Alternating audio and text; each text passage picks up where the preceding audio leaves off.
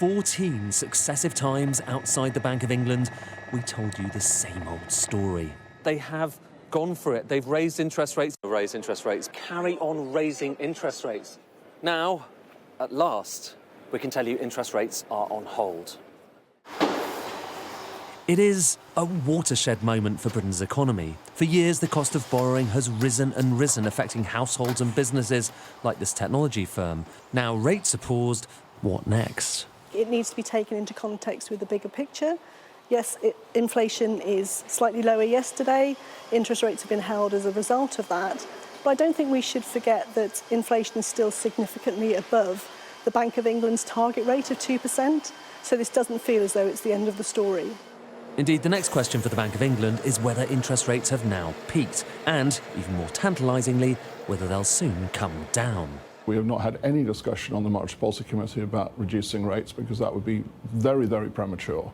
Our job is to get inflation down. As I see it, we've got a big job to do. We've got quite a long way to go yet. It's encouraging, but I'm afraid we can't be complacent.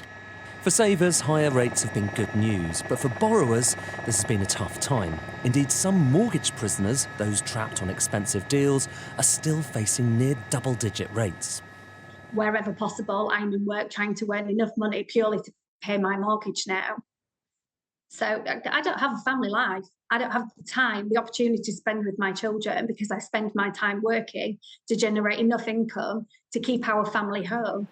Hers is an extreme situation, but even with rates now paused, millions of households are still heading for a mortgage shock when they next refix. If the rates go much further, we're in the territory of people being unable to afford those payments. We go into mortgage arrears, a housing crash potentially. So it's a fine balance between raising interest rates to reduce spending, but not raising them so much that people can't afford their mortgages. And I think we're right on the brink of that. Whether you call it the end of the beginning or the beginning of the end, it is a big moment for all of us. These rates matter. They affect all of us. And the direction of travel just changed. Ed Conway, Sky News.